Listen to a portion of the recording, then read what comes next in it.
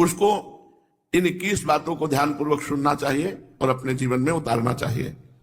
पहली बात ये समझ लो कि वीर्य, प्राण और मन तीनों का एक तारतम्य है। ये परस्पर इनका घनिष्ठ संबंध है। इनमें से एक भी बिगड़ा तो तीनों बिगड़ जाएंगे। वीर बिगड़ा तो प्राण शक्ति कमजोर हो जाएगी, मन चंचल, अशांत, मलिन, पापमय हो जाएगा। मन बिगड़ा तो आपके प्राण कमजोर हो जाएंगे, वीर स्तंभित करने की शक्ति नष्ट हो जाएगी, वीर रोकने की शक्ति नष्ट हो जाएगी। प्राण स्थूल हुए तो मन चंचल हो गया, वीर नष्ट। तीनों का घनिष्ठ संबंध है। इसलिए एक को दृढ़ कर लो, किसी एक को, तो आपका सब संभलना शुरू हो जाएगा। मन को श्री जी के नाम में लगा दो, या प्राणवायु का संशोधन नाम जप करते हुए करो, या ब्रह्मचर्य पर दृष्टि डाल दो। एक ठीक हो जाएगा तो तीनों ठीक हो जाएंगे। मन शांत हो जाएगा, प्राण सूक्ष्म हो जाएंगे, यदि ब्रह्मचर्य ठीक है तो। पहले ब्रह्मचारी को कब्ज से बचना चाहिए। बहुत सहज सरल उपाय है कब्ज नष्ट होने का, इसका हमने वर्षों प्रयोग किया है। वो छोटी हर पीस लीजिए, मिक्सी में पीस लीजिए या सलबट्टा से पीस लीजिए, सहज पीस जाती है। उसको एक डिब्बे में रख लीजिए और ईसबगोल की भूसी, एक कटोरी में 2 चम्मच ईसबगोल की भूसी डालिए और 1 चम्मच या 1.5 चम्मच छोटी हर डालिए। दोनों को मिला दीजिए और पाउडर ऐसे थोड़ा मुंह में डालिए और दूध से ऐसे ऐसे करके फिर लीजिए, फिर डाल लीजिए। 2 बार में, 3 बार में, 1 बार में, जितने में आप आ जाए। और 250 ग्राम दूध, ज्यादा दूध नहीं, 250-300 ग्राम दूध ले लीजिए और इसको 1 हफ्ता लेते रहिए। अपने आप आंतों को सही करके कब्जियत नहीं होने पाएगी। मन अवरुद्ध होना ही ब्रह्मचर्य के स्तंभित करने में बहुत परेशानी हो जाएगी, क्योंकि वो गर्म और बहुत विकार युक्त होता है।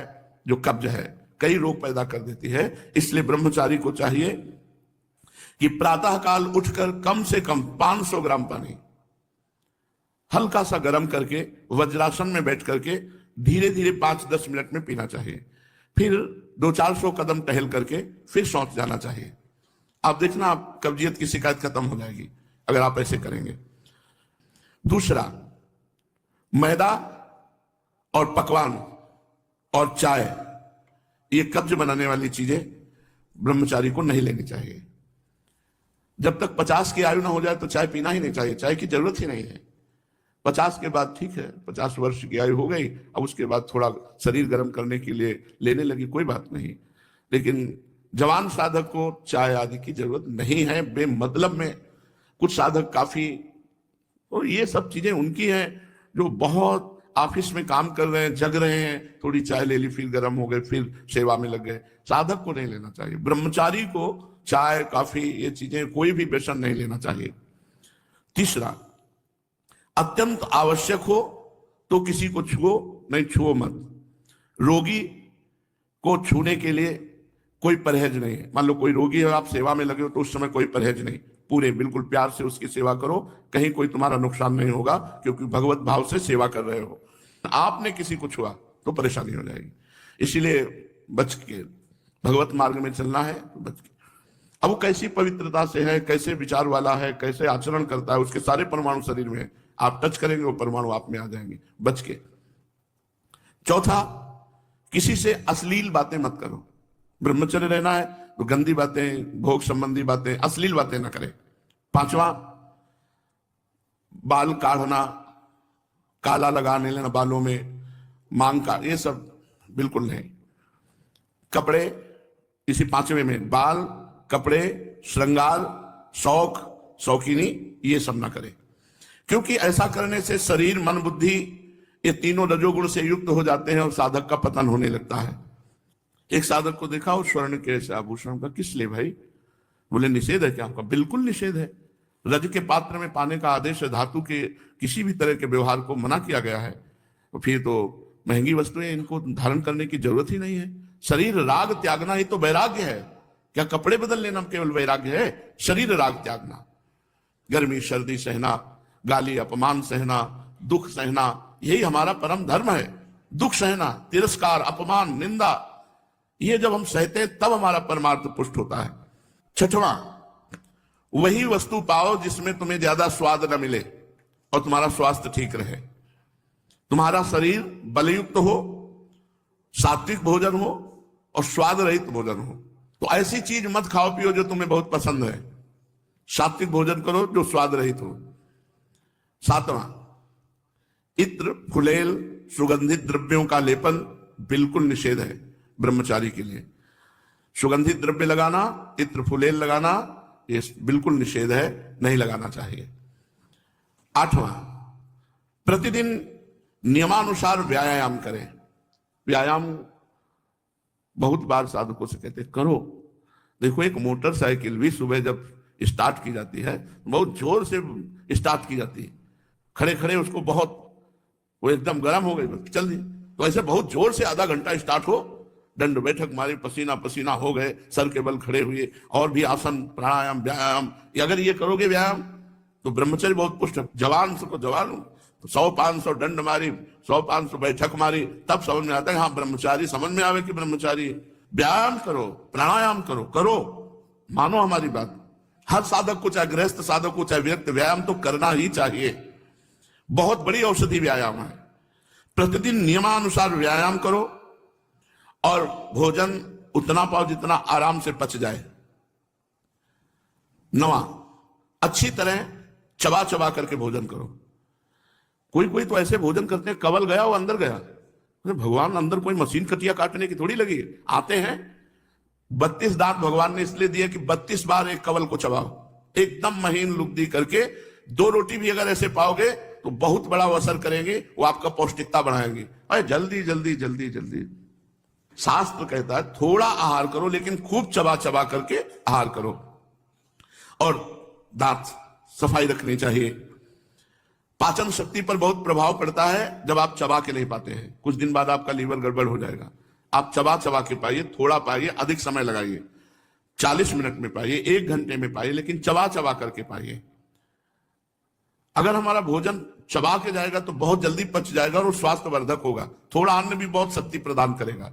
10वां, 3 बार स्नान करना चाहिए ब्रह्मचारी साधक को। 3 बार ना हो सके तो 2 बार तो करना ही चाहिए। हमें लगता है 2 बार तो प्राय सब लोग करते हैं, क्योंकि प्रातः स्नान और सायं के जब वाणी पाठ में आते हैं तो सब स्नान तिलक करके आते हैं।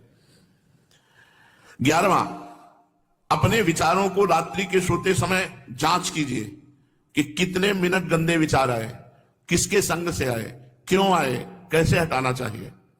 12वां,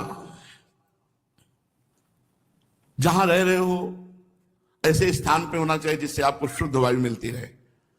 एकदम लॉक आसपास से बंद ऐसा नहीं, ऐसा होना चाहिए जिससे वायु क्रॉस होती हो। और वायु क्या है उसको कहते हैं अंग्रेजी में, हाँ जो है, हाँ वेंटिलेशन वो हवा क्रॉस होती हो, वेंटिलेशन, हाँ हवा क्रॉस होती हो, ऐसा रखना चाहिए अपने कमरे का कि एक दरवाजा खोल दिया, खिड़की खोल दिया, थोड़ा वायु शुद्ध आती रहे। 13वां, प्याज लहसुन ये चीजें भोजन में नहीं होनी चाहिए। अब इसके आगे वाली तो क्या वर्णन करें, मांस मछली, ये तो कभी नहीं खाना चाहिए, खाना ही नहीं चाहिए किसी को भी।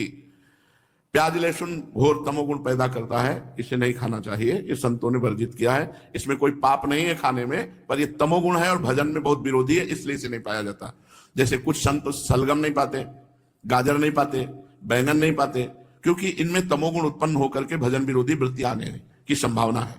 प्याज लहसुन तो खुला सब संतों ने निषेध किया है, जो हमारे भागवतिक मार्ग में चलने वाले हैं। रात को रसेदार शाक या दही या छाछ नहीं खाना चाहिए रात के समय। ब्रह्मचर्य पालन करने वाले को इमली नहीं खानी चाहिए, किसी भी तरह की खटाई नहीं खानी चाहिए, अधिक तेल का प्रयोग नहीं होना चाहिए, लाल मिर्च नहीं होनी चाहिए, कोई भी गरम मसाला नहीं होना चाहिए। अरे बहुत बड़ा व्रत है ब्रह्मचर्य, ये अत्यंत आवश्यक है कि रात्रि में यदि आप दूध लें तो ना ठंडा होना चाहिए ना गर्म होना चाहिए, बस ऐसे कोश आया होगा हल्का सा गर्म कर, और उसे पी के 30 मिनट टहलना चाहिए, तब शयन करना चाहिए। दूध पी के 30 मिनट टहलना चाहिए। 14वां, दोपहर के समय भोजन के बाद चाहे 15 मिनट ही विश्राम करें, करना चाहिए। वैसे वर्णन है 16 दाई करवट, 32 श्वास सीधे और 64 बाई करवट, इतने में 15 मिनट हो जाएंगे, या कम में भी हो सकता है। कम से कम भोजन के बाद 15 मिनट तो विश्राम करना ही चाहिए मध्याह्न में। यदि रात्रि में आप जगते हैं तो मध्याह्न में सो सकते हैं। सायंकाल के भोजन में बहुत सात्विकता होनी चाहिए, कोई भी गरिष्ठ पदार्थ नहीं होना चाहिए। सायंकाल तो बस मूंग की दाल और रोटी, 2 रोटी ले ली, मूंग की दाल ले ली, बस। अब शयन के समय 250 ग्राम, आधा लीटर दूध हो गया, बहुत हो गया। अब देखो इतना सब खान पान है और ना तो शरीर में मांस है और ना चेहरे पे तेज है, तो खान पान का मतलब क्या, बहुत ज्यादा बोझा डाला जा रहा है। थोड़ा खाओ भी तेज जागृत होगा। 15वां, दिन में नहीं सोना चाहिए। अब ये अभ्यास किया है तो रात्रि में जगने पर भी दिन में नहीं आती ही नहीं है। जैसे लेटे भी ना तो एक ऐसी सरसराहट सी शरीर में होती कि उठ के बैठ जाओ, बैठ गए, कभी टहल रहे, पूरी दोपहर ऐसे कटती है। रात्रि में 8, 9, 11, 12 जगने के टाइम, ये 11 और 12 के बीच में, 8, 9 के बीच में शयन करना। मध्याह्न में 1 मिनट भी नींद नहीं। अभ्यास योग युक्तेन चेतसा नान्यगामिना, अभ्यास किया जाए तो हम हर विषय पर विजय प्राप्त कर सकते हैं। तो रात्रि में जो बहुत जगते हैं, मान लो सेवाएं हैं, पूरा का पूरा श्री जी का श्रृंगार करते हैं बच्चे, जो साधक संतजन, उनके लिए है कि आप 3 घंटे सो सकते हैं। रात्रि में बिल्कुल शयन नहीं हुआ तो दिन में आप आराम कर सकते हैं, सो सकते हैं। और जिनको रात्रि में 4 घंटे सोने को मिला, 5 घंटे, वो 15 मिनट विश्राम करके बस बैठ जाओ, इतना भोजन पाओ, 15 मिनट विश्राम किया, 16 श्वासें दाहिनी करवट, 32 श्वासें शवासन में सीधे और 64 श्वासें बाएं करवट में, इतने में आपका शास्त्रीय सिद्धांत से विश्राम मध्याह्न का हो जाएगा। 16वां, भोजन के पहले लघु शंका कीजिए, अच्छे से हाथ धोइए, पैर धोइए, हाथ धोइए, कुल्ला कीजिए, तब भोजन पाने जाइए। भोजन के तुरंत बाद लघु शंका कीजिए, इससे आपके शरीर में कभी गर्मी नहीं चढ़ेगी, पित्त नहीं बढ़ेगा, कब्ज नहीं बनेगी। और शयन करने के पहले लघु शंका करके फिर आप जाइए, जनेंद्रिय को शीतल जल से प्रक्षालित कीजिए। 17वां, 64 श्वासें बाएं करवट के बाद, अगर आपको रात्रि में सोना है तो फिर दाएं करवट में तुरंत हो जाइए। बायां स्वर शीतल नाड़ी चलेगी, चंद्र नाड़ी, इससे आपको स्वप्न दोष नहीं होगा। आप देख लीजिए ऐसा करके, 16 श्वासें दाएं करवट, 32 शवासन, 64 बाएं, और अब सोना है आपको तो तुरंत फिर दाएं करवट हो जाइए और दाएं करवट सोने का अभ्यास कीजिए। जो 18वां, रात्रि में पहली नींद के बाद जहां नींद खुल जाए दोबारा मत सोइए, बैठ जाइए आसन पर और जप कीजिए, भजन का अभ्यास कीजिए। ये जीवन भर रही है वाणी हमारे साथ, तो यही अभ्यास पूज्य पादुड़िया बाबा की आज्ञा से, यही अभ्यास आज भी, यही अभ्यास भगवत कृपा से है। तो इसीलिए 11 से 12 का, जितने में नींद खुली, बस जहां घड़ी पे दृष्टि पड़ी 11 के ऊपर, तो बस फिर बैठ गए। बराबर तो बैठ नहीं सकते, घंटा 2 घंटा, तो फिर थोड़ा 4 कदम टहले, फिर बैठ गए। ये लड़ाई है, लड़ाई है, नींद से लड़ना, भोजन से लड़ना, काम क्रोध से लड़ना। भगवान के लिए हम इन सब सुखों का त्याग करते हैं जो लौकिक सुख है। रात्रि में निद्रा भंग हो जाने पर साधक को पुनः नहीं सोना चाहिए, नहीं तो स्वप्न दोष होने की संभावना है। साधक को चाहिए समाचार न सुने, टीवी न देखे, कोई सीरियल न देखे, अश्लील पुस्तकें न पढ़े, ये नहीं करना चाहिए, साधक को नहीं करना चाहिए। हमें सब कुछ भूलकर अपने प्रभु की याद में डूबना, चाहे गृहस्थ हो चाहे विरक्त हो। 20, किसी भी तरह का मनोरंजन न करें। कई प्रकार के सांसारिक खेल हैं, उन मनोरंजन न करें। मनोरंजन करने से सांसारिकता बढ़ती है, भजन की गंभीरता नष्ट हो जाती है। यदि आपको समय ऐसा है कि हमारे पास समय है 1 घंटा हम समय, तो आप कोई फुलवाड़ी लगा लीजिए, अगर जगह है उसको सींचिए, आप श्री जी के लिए जो वाटिका है उसकी सेवा कीजिए, सोनी लगा दीजिए, पोछा लगा दीजिए, दीवालों को साफ, मतलब किसी क्रिया में लग जाइए, मनोरंजन मत कीजिए। 21वां, किसी की निंदा मत कीजिए, किसी की समीक्षा मत कीजिए, ब्रह्मचारी है कि नहीं, और किसी भी सांसारिक उत्सव में सम्मिलित नहीं होना चाहिए। श्राद्ध है, पितृ तर्पण है, ब्याह है, पार्टी है, किसी भी तरह के इसमें नहीं सम्मिलित नहीं होना चाहिए। हमें सम्मिलित होना है भगवत भक्तों की, जहां लीला कथा हो रही भगवान की, उस सभा में। हमें सांसारिक संबंधों की सभाओं में नहीं। लो बाबा निमंत्रण है, आप आ जाइए ब्याह में, किसी के भी ब्याह में सम्मिलित होना, पार्टी में सम्मिलित होना, मुंडन के उत्सव में सम्मिलित होना, पितृ तर्पण आदि के, श्राद्ध आदि के, किसी में भी नहीं। किसी भी ऐसे उत्सवों में सम्मिलित नहीं होना जिनका संबंध संसारिक क्रियाओं से है।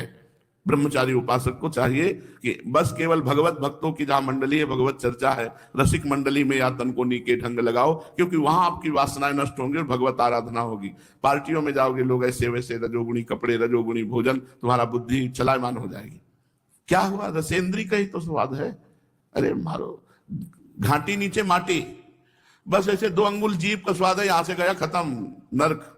तुरंत उल्टी करो तो गंदा, और 6 घंटे रुक जाए तो गंदा ही गंदा। जय श्री राधे कृष्ण, राधे राधे। आप सभी को ये 21 बातें कैसी लगी? आप इन 21 बातों में से कौन सी बात फॉलो करते हो? हमें कमेंट करके ज़रूर बताएं।